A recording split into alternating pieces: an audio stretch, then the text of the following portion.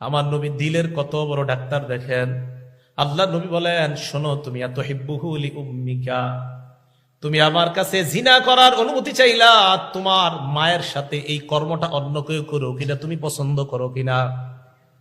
ওই ব্যক্তি জবাব দেয়, লা জাআলানি আল্লাহু ফাদাকা ইয়া রাসূলুল্লাহ, আল্লাহর কসম আমার মায়ের সাথে কেউ ব্যভিচার করবে এটা আমি কশ্চিনকালেও পছন্দ করি না।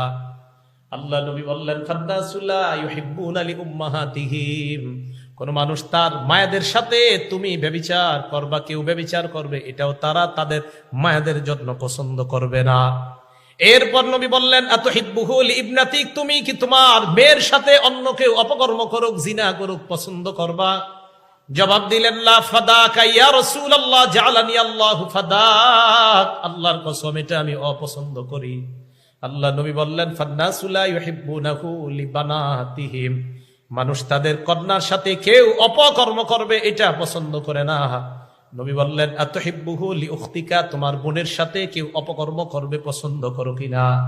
ওই ব্যক্তি জবাব দিলেন, না।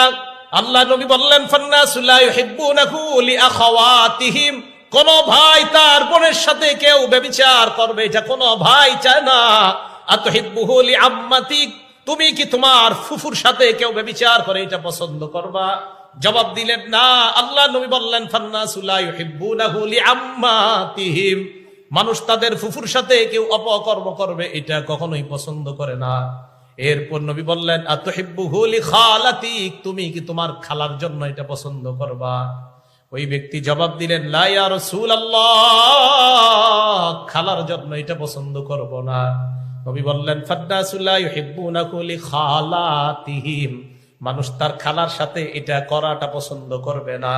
ওই ব্যক্তি নিচের দিকে তাকায় আছে। আল্লাহ নবী তার মাথায় হাত রেখে বললেন, আল্লাহুম্মা গফির যামবা, মাবুদ আপনি তার গুনাহগুলো মাফ করে দেন। এরপর বললেন, অতহির কলবা, আল্লাহ আপনি তার দিলটাকে পবিত্র বানায়া দেন। ওয়াহাসসিন ফারজা, তার লজ্জাস্থানটাকে আপনি হেফাজত করেন।